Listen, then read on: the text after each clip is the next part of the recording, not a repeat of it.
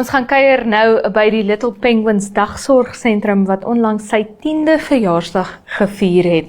Kom ons gaan kyk wat het hulle te sê na hele 10 jaar in die besigheid.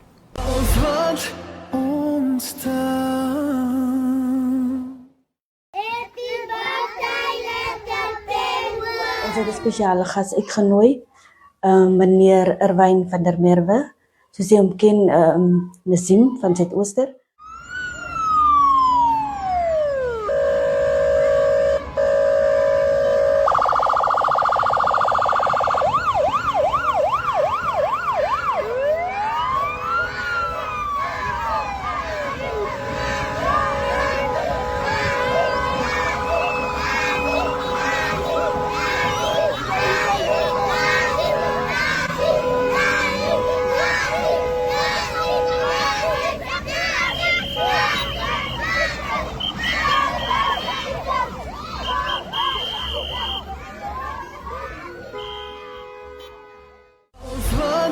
Ons